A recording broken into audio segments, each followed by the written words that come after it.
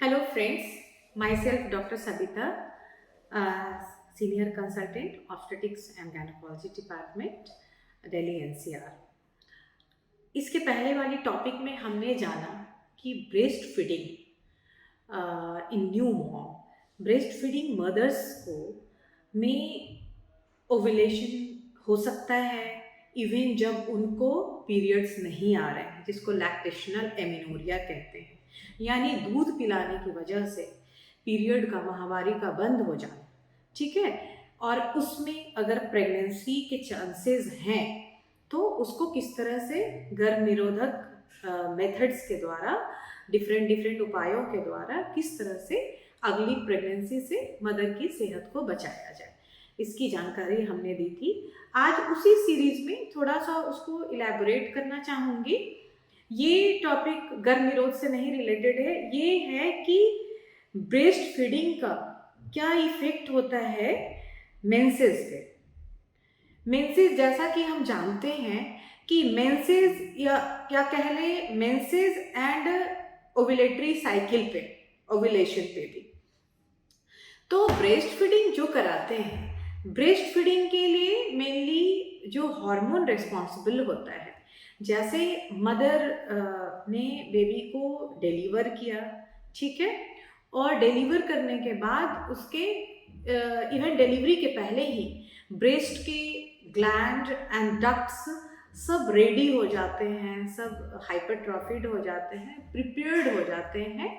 Baby को breast milk देने के लिए। ठीक है, और जब बेबी को मदर लैच कराती है तो ब्रेस्ट फीडिंग का वो सिलसिला शुरू होता है, लैच होना, फिर बेबी वो सेंसेशन जाना ब्रेन को, ब्रेन फिर ऑर्डर करता है, फिर बहुत सारा there is battery of hormones and chemicals which are involved in making breast milk, और इस तरह से ब्रेस्ट मिल्क निकलता है और माँ बच्चे को दूध पिलाना शुरू करती है। लेकिन दूध पिलाने के बाद,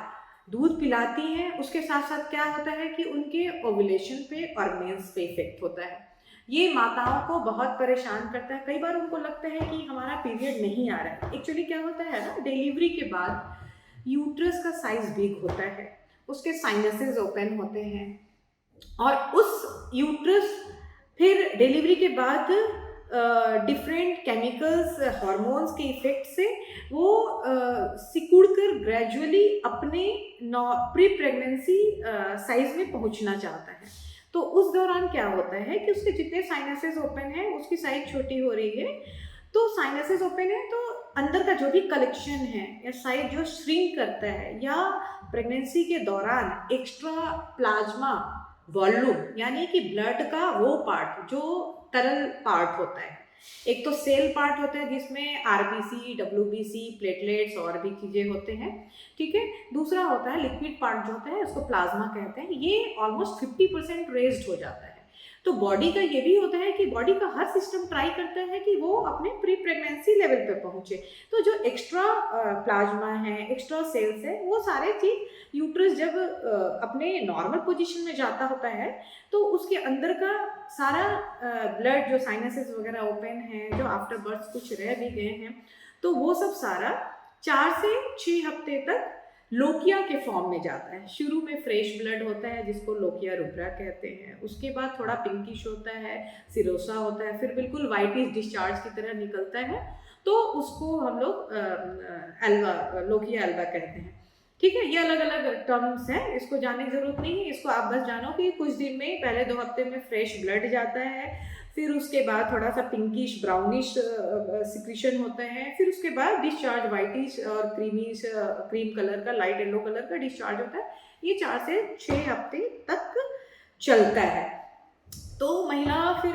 ब्रेस्ट फीडिंग मदर को लगता है कि नेक्स्ट मंथ फिर आना है, 4 से 6 हफ्ते के बाद फिर नेक्स्ट पीरियड आएगा, नहीं, वो एक अलग तरह की वो बॉडी का फिजियोलॉजिकल एडजस्टमेंट था कि उतना निकालना था यूट्रस के अंदर से। ठीक है, उसके बाद क्या होता है कि जो ब्रेस्ट फीडिंग कराती रहती हैं तो एक हार्मोन होता है प्रोलैक्टिन हार्मोन। ये हार्मोन ऐसा है, पहले हमने चूंकि एग कैसे बनता है, हमारे पहले के वीडियो में शायद हमने नहीं बताया है, लेकिन एक जो बनता है, कोई भी बॉडी में कुछ भी काम होता है उसका मास्टर ग्लैंड ब्रेन होता है। तो ब्रेन में एक पार्ट होता है हाइपोथैलेमस, वहाँ से कुछ हार्मोन निकलता है, वो सिग्नल देते हैं। एक ब्रेन में ही एक ग्लैंड होता है, पिट्यूटरी ग्लैंड, और पिट्यूटरी ग्लैंड फिर अंडेदानी को सिग्नल देता है कि आप ये सब हार्मोन निकालो, और नॉर्मल मेंसेस का जो सिलसिला होता है वो चलता है। ठीक है, क्या होता है, ये जो ब्रेस्ट फीडिंग की वजह से ब्रेस्ट मिल्क जो प्रोलैक्टिन हार्मोन होता है, ये प्रोलैक्टिन हार्मोन क्या करता है कि ये ऊपर हाइपोथैलेमस को निगेटिव फीडबैक देता है, और वहां से वो सिग्नल जिसको गोनाडोट्रोपिन रिलीजिंग हार्मोन कहते थे, उसके सिक्रीशन को निगेटिव फीडबैक देता है, वो सिक्रीशन नहीं होता है, और वो सिक्रीशन नहीं हुआ तो फिर पिट्यूटरी को सिग्नल नहीं मिला, जिसकी वजह से गोनाडोट्रोपिन यानी जो अंडेदानी पे जाकर काम करने वाले हैं, जो एग को बढ़ाते हैं, एग के ग्रोथ के लिए रिस्पॉन्सिबल हैं, जो मेंसेस के लिए रिस्पॉन्सिबल हैं, उस हार्मोन को ओवरी में बनने नहीं देते। ठीक है, तो क्या होता है कि ओवुलेशन भी नहीं होता है और मेंसेस भी नहीं होता है। तो इसके लिए कौन जिम्मेदार हुआ? Prolactin hormone. ठीक है, उसके साथ साथ थोड़ा बहुत रोल होता है प्रोजेस्टेरॉन हार्मोन का। हालांकि बहुत इसके लिए एविडेंस तो नहीं है, लेकिन कहते हैं कि जिसमें प्रोजेस्टेरॉन का लेवल जिस महिला में कम होता है उनका मेंसेस अर्ली होना शुरू हो जाता है, और जिसमें प्रोजेस्टेरॉन का लेवल हाई होता है, एनी हाउ प्रेगनेंसी के पोस्टपार्टम पीरियड में या जिस भी वजह से प्रोजेस्टेरॉन लेवल हाई है, तो उनका पीरियड थोड़ा डिलेड होता है। लेकिन जो पीरियड होता है, ये पीरियड वैरी कर सकता है आपका। एक तो पीरियड का आना वैरी कर सकता है। कब तक हम समझेंगे कि ब्रेस्ट फीडिंग हो रही है और पीरियड हमारा नहीं आया, तो किस पॉइंट पे हमें डॉक्टर से मिलना है जिसको हम एबनॉर्मल समझें? तो यूजुअली क्या होता है, पीरियड 11 से 12 हफ्ते डिलीवरी के दिन से 11 से 12 हफ्ते में किसी किसी को आ जाता है, किसी को 1 साल तक भी नहीं आता है।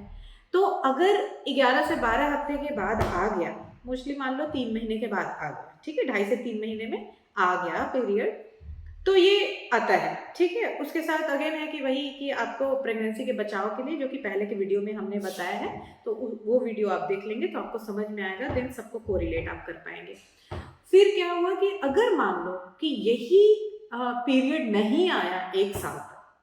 तब उस जगह पे आपको बिल्कुल अपने डॉक्टर से सलाह लेना है, तुरंत डॉक्टर से कांटेक्ट करना है कि मेरी डिलीवरी को 1 साल हो गया डॉक्टर साहब, मुझे पीरियड नहीं आ रहे। दूसरा कि अगर आपका ये जो फर्स्ट पीरियड आता है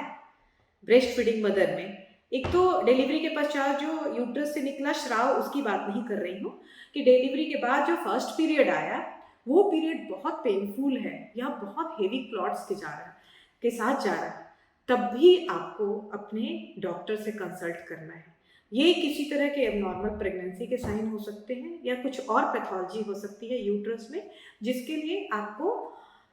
कंसर्न रखना बहुत ज़रूरी है, और उसके लिए अप्रोप्रिएट आपको अपने गायनेकोलॉजिस्ट से सलाह लेना बहुत ज़रूरी है। वो क्या बताते हैं, क्या इन्वेस्टिगेशन कराते हैं, ये सब ज़रूर कराना है। ठीक है, दूसरा कि अगर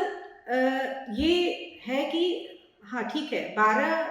1 साल तक नहीं आया पीरियड, तो ठीक है, उसमें क्या होता है कि उसके बाद भी आपको 4 से 6 हफ्ते के बाद आपको नेक्स्ट प्रेगनेंसी नहीं हो, उसके लिए उपाय करना है। 4 से 6 हफ्ते के बाद से ही आपको वो सब सोचना शुरू कर देना होगा, अगर आप रिलेशनशिप में हैं तो। ठीक है, और अगर आपका अपनी पर्सनल चॉइस भी होती है कि 3 मंथ्स 1.5 मंथ तक नहीं मिलना है, और तो वो एक अलग बात है। लेकिन जब भी आप रिलेशन बनाना शुरू करते हैं तो 4 से 6 हफ्ते के बाद ही आपको अपने नेक्स्ट प्रेगनेंसी से बचाव के लिए ज़रूर सोचना चाहिए। तो आज हमने जाना कि इफ़ेक्ट ऑफ ब्रेस्ट फीडिंग क्या है मेंसेस पे, क्यों मेंस इस तरह के इरेगुलर पैटर्न्स के हो जाते हैं, और कब हमारा, हमने ये भी जान लिया कि क्योंकि क्वेश्चन बहुत होता है मैडम कब हमारा नेक्स्ट पीरियड आएगा, तो हमने आपको बता दिया है कि 4 से 6 हफ्ते के बाद ओव्यूलेशन शुरू भी हो जाता है, और आपका कई लोग का 4 से 6 हफ्ते के बाद भी पीरियड शुरू हो जाता है, लेकिन मोस्टली 11 से 12 हफ्ते से 1 साल तक कई लोग को नहीं भी आता है। ठीक है ना? तो ये आपने जान लिया ड्यूरेशन कि हाँ, इतने दिन के बाद हमारा आ सकता है, इतने दिन के बाद एग से एग रिलीज़ हो सकता है, प्रेगनेंसी के चांसेस हो सकते हैं, ठीक है? और इतने दिन तक अगर नहीं आया 1 साल तक, तब हमें कब उस ड्यूरेशन के बाद कब हमें डॉक्टर से अपना संपर्क करना है। तो ये सब जानकारी के साथ आज के लिए धन्यवाद।